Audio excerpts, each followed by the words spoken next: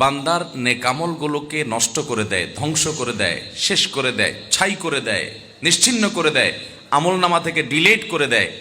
কোন কোন অপরাধ, কোন কোন পাপ, কোন কোন ভয়াবহ বিষয়, সেগুলোকে জানতে হবে, চিহ্নিত করতে হবে, এবং সেগুলো যেন আমাদের আমলের খাতাতে যেন না ওঠে, সেগুলো যেন আমাদের লাইফে না থাকে, সেগুলো যদি আমরা আলাদা করে ফেলতে পারি, সেগুলোতে যদি বেঁচে থাকতে পারি, তাহলে আমল অল্প করেন আর বেশি করেন, যেটুকুই করেন এটুকু সেফ থাকবে, নিরাপদ থাকবে, আল্লাহর কাছে পাওয়া যাবে ইনশাআল্লাহ।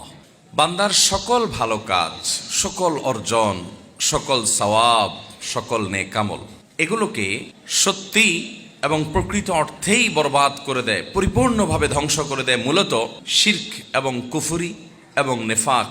এটি যখন মুখরিজ আনিল মিল্লাহ পর্যায়ের হয়, অর্থাৎ কেউ যদি বড় শিরক এবং বড় কুফরি এবং বড় নেফাকে লিপ্ত হয়, তাহলে এই ব্যক্তির সমস্ত আমলগুলো বরবাদ হয়ে যায়। সে আগে যত যা করেছে ভালো কাজ সব মাইনাসে চলে যায়, সব ডিলিট হয়ে যায়। কুফরি বলা হয় অবিশ্বাসকে। একজন মানুষ মুসলমান, তিনি নামাজ রোজা ইবাদত বন্দেগী যতটুকু পেরেছেন করেছেন, হঠাৎ করে আল্লাহর কোনো গুরুত্বপূর্ণ নির্দেশ, আল্লাহর কোনো গুরুত্বপূর্ণ নিষেধ, যেটা অকাট্যভাবে প্রমাণিত হয়েছে, এরকম কোনো কিছুকে তিনি অস্বীকার করে বসে আছেন। তিনি এটা স্বীকার করেন না, বললেন না আল্লাহর এটা আমি মানি না, নাউজুবিল্লাহ, না এটা আমার বুঝে আসে না, এটা আবার কিভাবে হতে পারে। আল্লাহ তাআলার পক্ষ থেকে নির্দেশ অকাট্যভাবে প্রমাণিত হয়েছে কোরআনের সুস্পষ্ট আয়াত দ্বারা এবং এই জাতীয় নস দ্বারা, যার মাধ্যমে এটি প্রমাণ হতে পারে।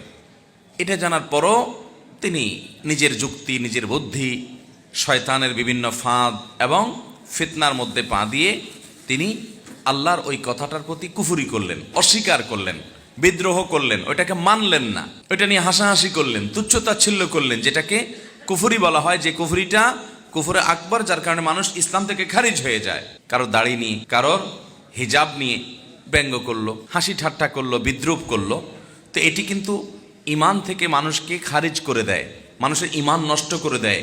আল্লাহর কোনো বিধিবিধান আপনি নিজে মানতে পারছেন না, আপনার মধ্যে অপরাধ বোধ থাকবে যে হায়রে আমি মানতে পারছি না, দায়টা আমি রাখতে পারছি না, ঠিক আছে আল্লাহ আমাকে তৌফিক দেখ, আমি রাখবো ইনশাআল্লাহ, রাখা উচিত, নবীজির নির্দেশ, এটা মানা উচিত। এটা কুফরি না, এটা হলো ফাসিকি, যে আপনি মানতে পারছেন না, এটা ক্ষমার যোগ্য। কিন্তু আপনি দাড়ি নিয়ে ঠাট্টা করলেন, তাহলে নবী সাল্লাল্লাহু আলাইহি সাল্লামের সুন্নাহকে, তার নির্দেশকে নিয়ে আপনি হাসাহাসি করলেন, বিদ্রুপ করলেন, এটা কিন্তু বিদ্রোহ করার শামিল, কুফরি। এরকম নানাভাবে কুফরি হতে পারে। আল্লাহ তাআলা বাবা মার সম্পদে ছেলেদের তুলনায় মেয়েদেরকে অর্ধেক সম্পদ দিয়েছেন।